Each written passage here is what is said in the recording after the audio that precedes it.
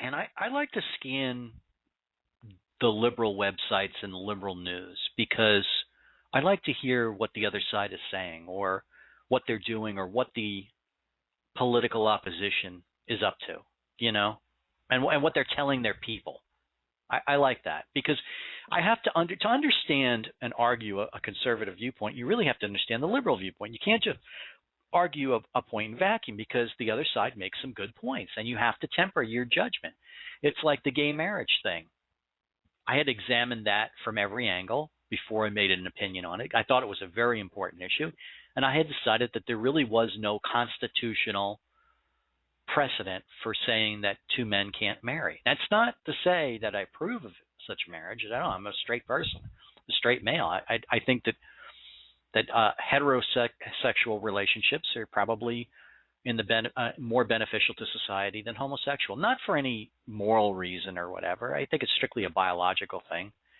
And I really don't care what other people do. And I have gay friends too. I know that sounds cliche, but I examine all sides of the issue. And frankly, the argument that two men or two women should be allowed to marry from a legal and political standpoint made sense.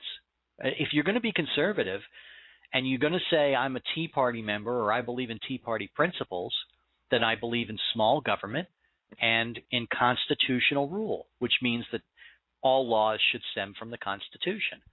Well, if you do that, if you believe that, then you have to believe, at least in my opinion, you have to believe that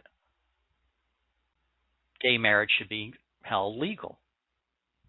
So when you look at these things, you know, you have to read the liberal side of the argument. You have to listen to liberal hosts. You have to, and frankly, if you make comments on only conservative sites when you're on Facebook or Twitter or whatever site you prefer to be on, if you're only making comments on conservative sites and you're only getting 100 likes because you said, you know, something, well, you're not really doing the cause any good. You need to go over to the liberal sites and you just say, hey, listen. And I don't mean troll it, you know, say, hey, you're an idiot.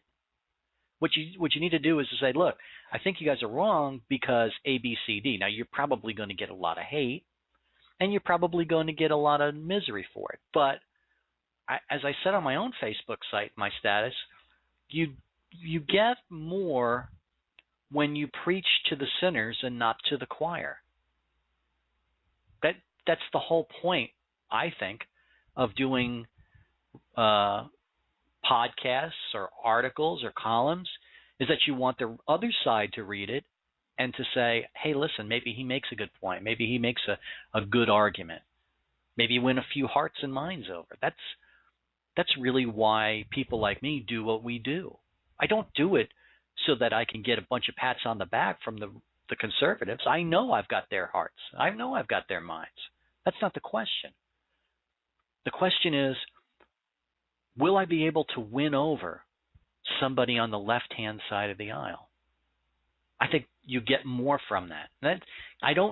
If you listen to my show and you read my articles, I don't pander to that side either, like what they're trying to do with this amnesty bill.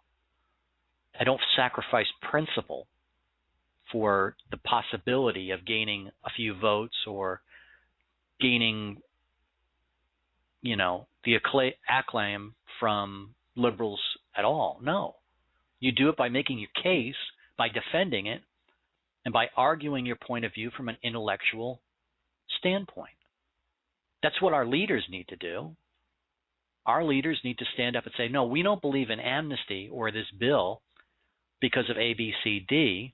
It goes anathema to our understanding of the laws of a nation and laws of immigration, to stand up for the rights of those who emigrated here legally, who worked hard, learned the language, passed the test, become citizens. I don't see anything wrong with that kind of a defense. If you just say, well, we agree with you, we're going to give you this if you give us that, that's not the way to legislate. That may be the way to gather votes in Congress on a bill, but that's not the way you argue your argument, and it's certainly not the way you'll win in the long haul. We're going to take a break. When we get back, I want to talk about something